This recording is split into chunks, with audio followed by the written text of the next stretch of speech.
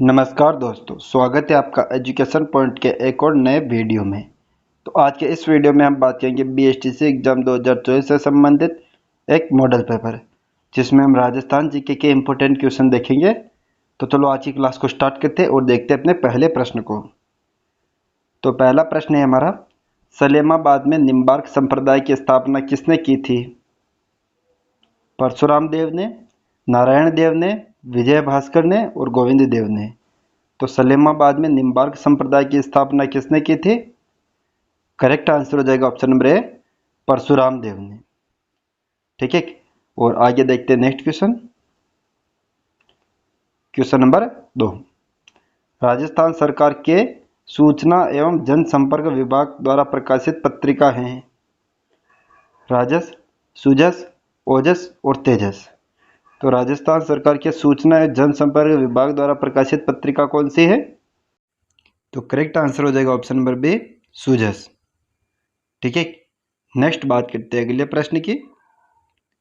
प्रश्न नंबर 3, 1864 में राजस्थान के किस शहर में सर्वप्रथम लिथो प्रेस की स्थापना की गई थी? तो ध्यान रखना है, लिथो प्रेस की स्थापना कब हुई थी? 1864 में हुई थी राजस्थान में। और राजस्थान के किस शहर में इसकी स्थापना हुई थी? टोंक, करौली, ब्यावर और नसीराबाद। तो सही आंसर आपको फटाफट से कमेंट करके बताना है, बहुत ही इंपॉर्टेंट क्वेश्चन है। तो करेक्ट आंसर हो जाएगा आपके ऑप्शन नंबर सी, ब्यावर में। ठीक है, ब्यावर में लिथो प्रेस की स्थापना हुई थी राजस्थान में, और कब हुई थी? 1864 ईस्वी में। नेक्स्ट बात करते हैं अगले प्रश्न की। प्रश्न नंबर 4, मत्स्य संघ का कौन सा राज्य जनता के बहुमत के आधार पर उत्तर प्रदेश के साथ विलीनीकरण पर तैयार हुआ था? तो ध्यान रखना, मत्स्य संघ में कौन कौन से राज्य हैं? ट्रिक ABCD, अलवर, भरतपुर, करौली और धौलपुर। ये 4 राज्य थे आपके मत्स्य संघ में। और इन चारों में से कौन सा राज्य आपके जनता के बहुमत के आधार पर उत्तर प्रदेश में मिलने के लिए तैयार हुआ था? तो करेक्ट आंसर हो जाएगा आपके ऑप्शन नंबर ए, धौलपुर। ठीक है, नेक्स्ट बात करते हैं अगले प्रश्न की। प्रश्न नंबर 5, मारवाड़ पब्लिक सोसाइटी अधिवेशन कब जारी किया गया था? 1932 में, 1931 में, 1934 में और 1938 में।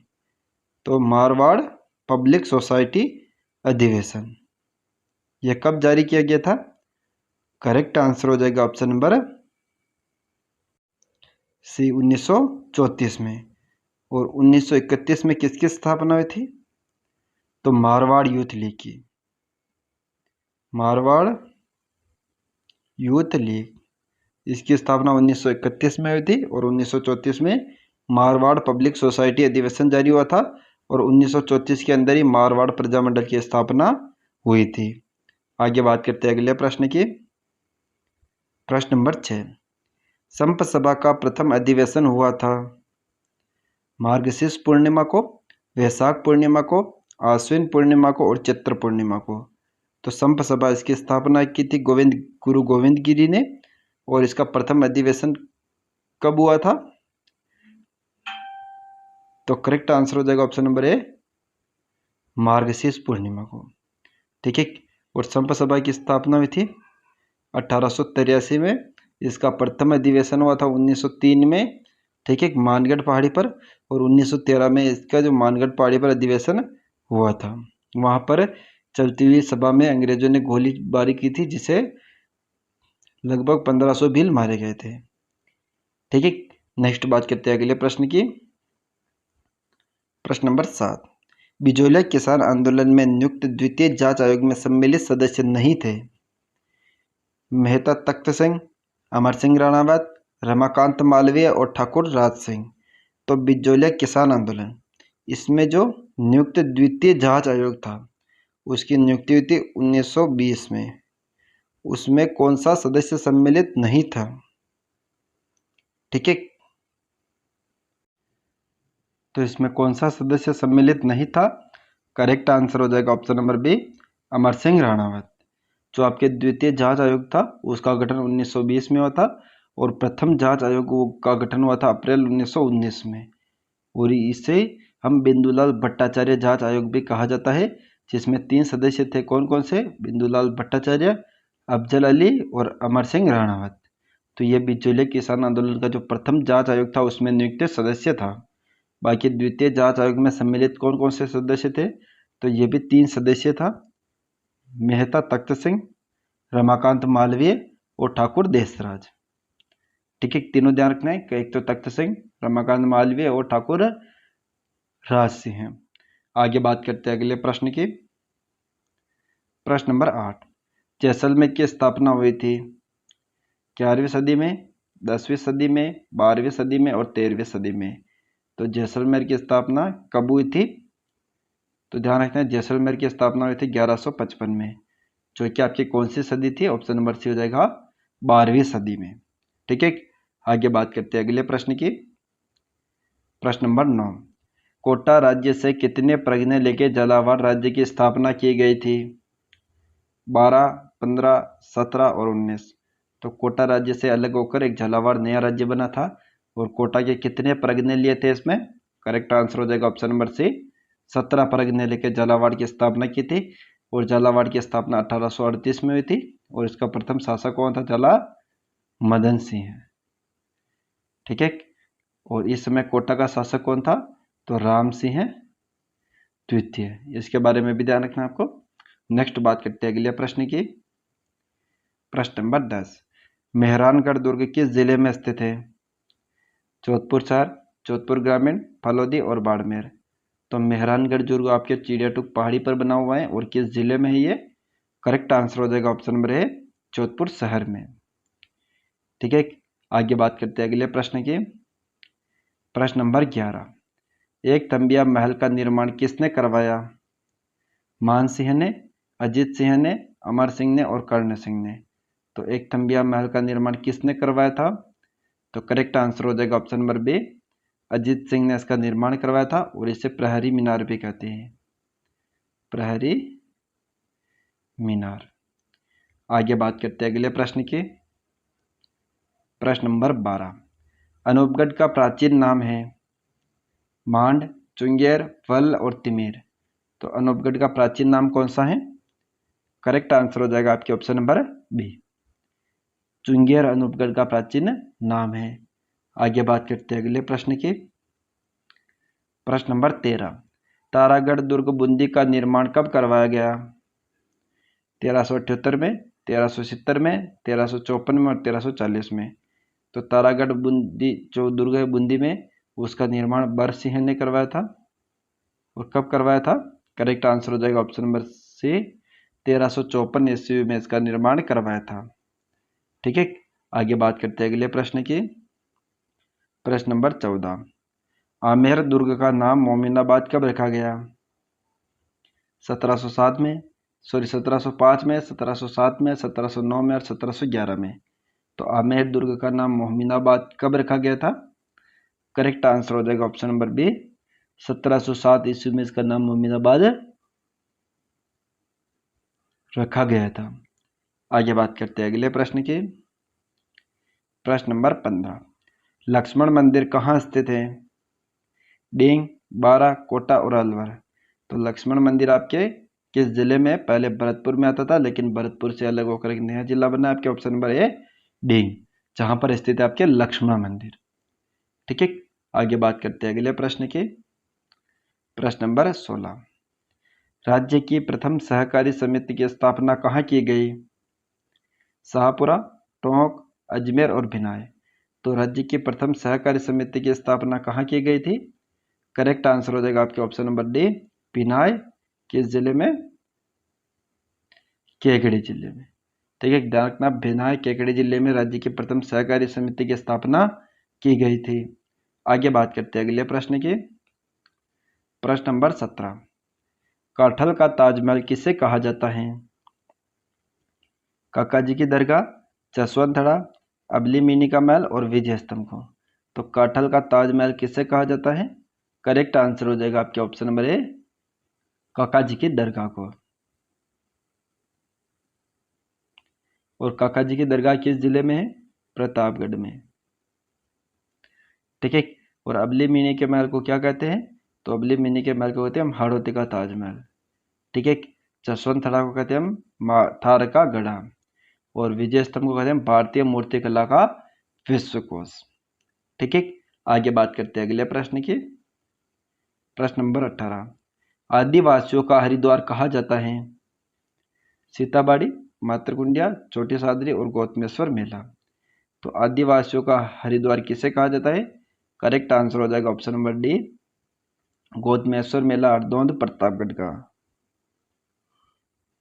बाकी हम सीताबाड़ी को कहते हैं सहरियाओं का कुंभ, मातृकुंडिया को कहते हैं राजस्थान का हरिद्वार।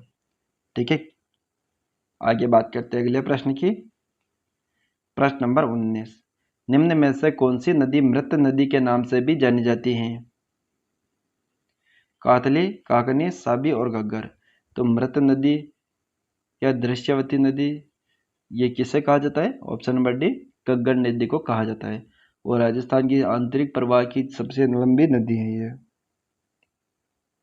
ठीक है, आगे बात करते हैं अगले प्रश्न की।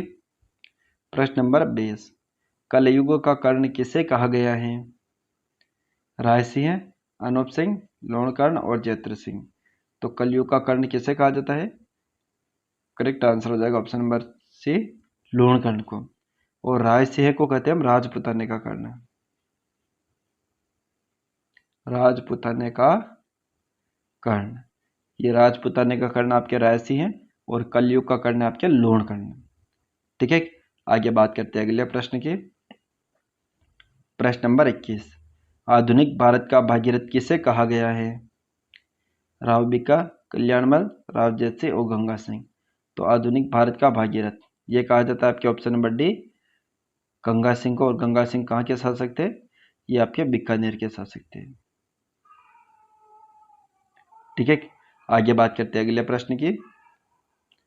प्रश्न नंबर 22, जूनागढ़ दुर्ग की नींव कब रखी गई थी? 1589 में, 1591 में, 1593 में और 1594 में।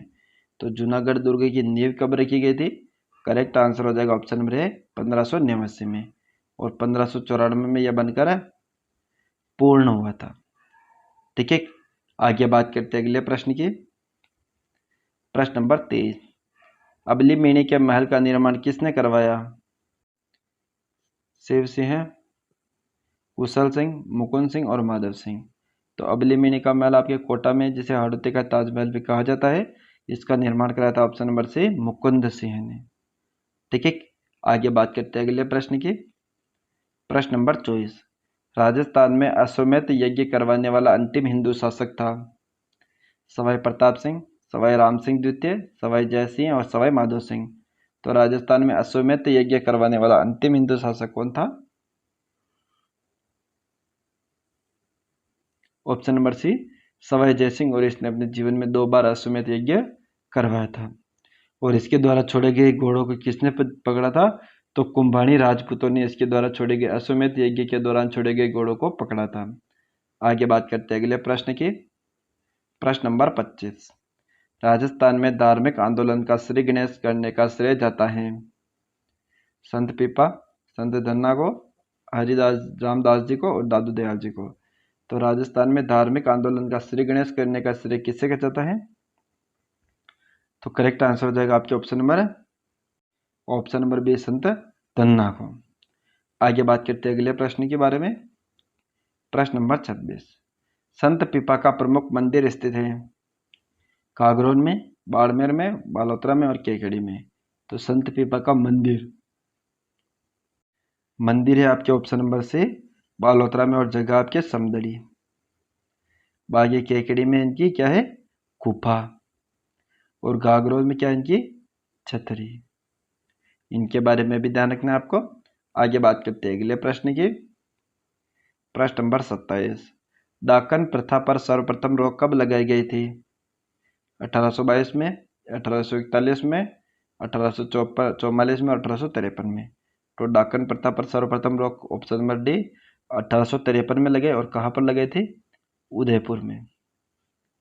ठीक है, आगे बात करते हैं अगले प्रश्न की।